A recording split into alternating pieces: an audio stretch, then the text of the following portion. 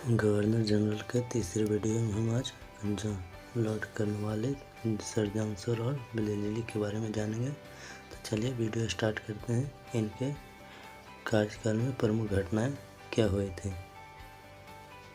तो Lord Cornwallis 1786 में आता है और 1793 में चला जाता है, लेकिन दूसरी बार जब यह 1805 में आता है तो इसकी मृत्यु भारत में ही हो जाती है और यह एकमात्र गवर्नर जनरल है जिसका भारत में कब्र है। तो जिले के इसके कार्यकाल में जिले के समस्त अधिकार कलेक्टर के हाथ में सौंप दिया गया था। तृतीय आंग्ल मैसूर युद्ध जो 1790 से 92 हुआ था तथा श्रीरंगपट्टनम की संधि इसके कार्यकाल में हुई थी जो 1792 में हुई थी। लॉर्ड कॉर्नवालिस संहिता का निर्माण 1793 में किया था, जिसे कॉर्नवालिस कोड के नाम से भी जाना जाता है। इसमें अनेक न्यायिक सुधारों का उल्लेख किया गया था। न्यायिक विभाग का राजस्व विभाग से पृथक्करण कर दिया था, जिसे शक्ति का पृथक्करण सिद्धांत लागू किया था। 1790 से 92 भारतीय न्यायाधीशों से युक्त जिला फौजदारी न्यायालयों को समाप्त कर 4 सर्किट कोर्ट जो कलकत्ता, ढाका, मुर्शिदाबाद और पटना में थी, जिसकी स्थापना की गई। बंगाल प्रांत में स्थायी बंदोबस्त पद्धति को लागू किया गया था 1793 ईस्वी में। 1789 में दास व्यापार और दासों के निर्यात पर इसने प्रतिबंध लगाया था। भारत में इसे नागरिक सेवा का जनक माना जाता है। प्रशासन का यूरोपीकरण किया तथा सिविल सेवाएं के प्रारंभ किया था। पुलिस व्यवस्था का जनक भी इसे कॉर्नवालिस को माना जाता है। यह एकमात्र गवर्नर जनरल था जिसकी समाधि भारत के गाजीपुर में स्थित है, जो यूपी राज्य में स्थित है। इस कॉर्नवालिस के बाद सर जॉन आया था, जो 1793 से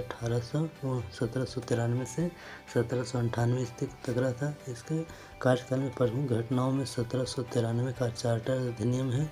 इसने हस्तक्षेप की नीति अपनाया था, लेकिन तटस्थता के रूप में अपनाया था, लेकिन अपवाद स्वरूप इसने अवध के उत्तराधिकार विषय पर हस्तक्षेप किया था। इसके कार्यकाल में निजाम और मराठों के बीच खुर्दा की लड़ाई हुई थी, जो 1795 ईस्वी में हुई थी। इसके बाद गवर्नर जनरल लॉर्ड ब्लेजली आया, जो 1798 से 1805 ईस्वी तक। यह भारत मुख्य रूप से 2 उद्देश्यों के लिए आया था। पहला, इसका उद्देश्य था कंपनी के क्षेत्रों का विस्तार करना और भारत में फ्रांसीसी प्रभाव को नष्ट करना। इसने सहायक संधि की नीति 1798 में प्राप्त किया, जिसके साथ सबसे पहले 1798 यह संधि हैदराबाद के निजाम के साथ हुआ था। चौथा आंग्ल मैसूर युद्ध 1799 टीपू सुल्तान मारा गया। मैसूर 1799, तंजौर 1799 तथा अवध 1801 में इसने अपने प्रशासन में हाथों में ले लिया था।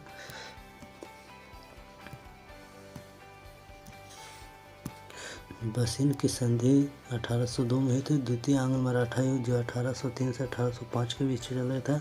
इसी के कार्यकाल में 1799 में पेपर पर सेंसर लाया, जो भारतीय प्रेस पर प्रतिबंध लगाने की पहली घटना मानी जाती है। इसके अंतर्गत संपादक, मुद्रक व स्वामी का नाम अस्पष्ट रूप से छापना होता था और सभी प्रकार के तत्वों प्रकाशक सामग्री को सरकार के पास प्री सेंसर हेतु भेजना होता था।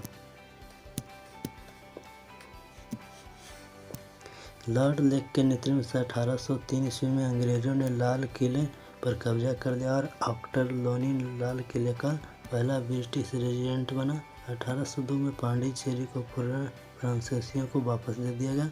कलकत्ता में फोर्ट विलियम कॉलेज की स्थापना किया गया था। 1800 सिविल सेवकों के प्रशिक्षण हेतु, किंतु 1802 में इसे बंद कर हेलबरी में ही प्रशिक्षण देना शुरू किया गया। तो यह था गवर्नर जनरल का तीसरा पार्ट था।